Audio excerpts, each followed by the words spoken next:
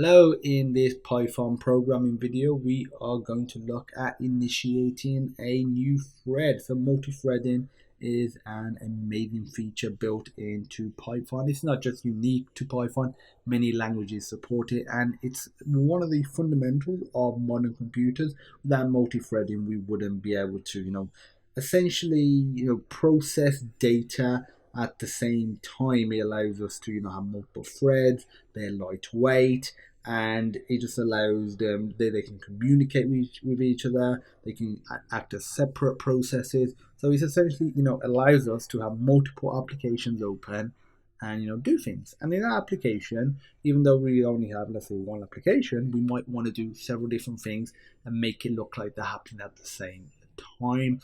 And with simple stuff, you might not notice the delay, but as you get into more advanced applications, multi-threaded application programming really does become a crucial aspect of it. So in this video, I'm just going to initiate a simple thread. So the first thing you need to do is just put usr/bin/python3. Now you're going to do import underscore thread. And so these are just some modules. I'm going to import a time module as well. We'll be using that. I'm going to define a function just called timefunc. And very funky. And it's going to take a thread and a delay parameter. In here, we'll have a count that will equal 0. We'll say while the count is, let's say, 5. What we're going to do is sleep for the the amount of time that we're passing into the time function. So that's basically going to be the time delay. So time delay, like so. Now we're going to do count plus equals 1. So this is incrementing it. Now we're going to print, and in here we're going to put %s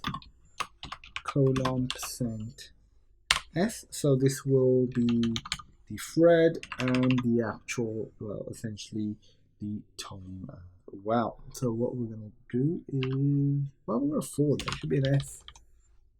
Yeah, it's not a $sign. That's my bad. I'm going to put %thread. So all this with this sort of style of strings we've done before.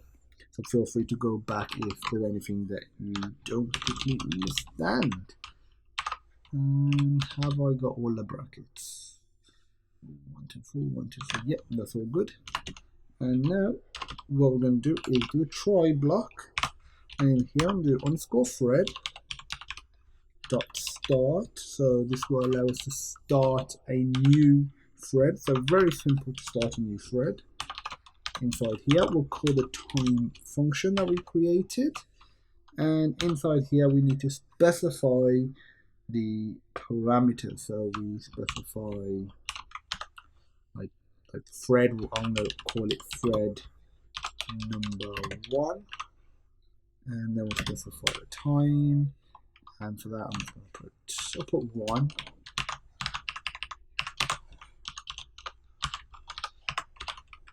Now thread 2, accept, print, and if error occurs, we'll just print out error,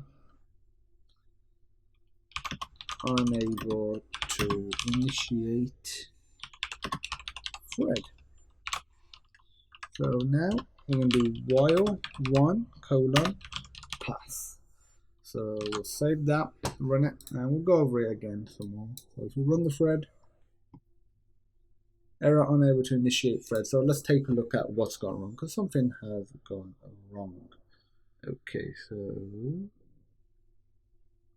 bear with me.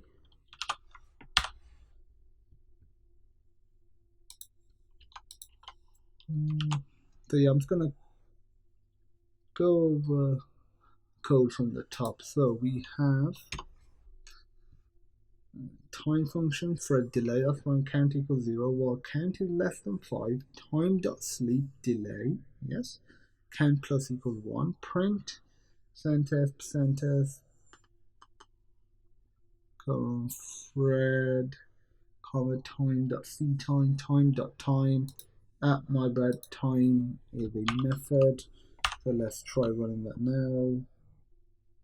Okay, there we go, and it is now working. So our thread is running, and this should be thread 2.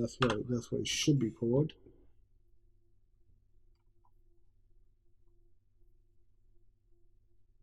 Unable to initiate thread.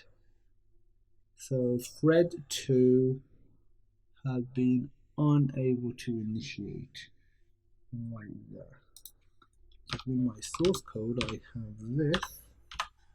Let's try this.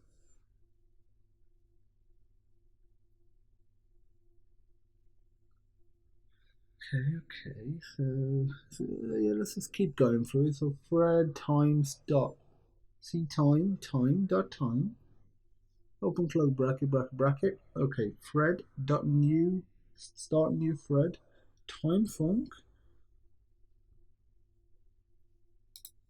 That was a mistake I made. Passing time func the name, and then the actual parameters separately. There we go. Okay, so that was a syntax error on my part.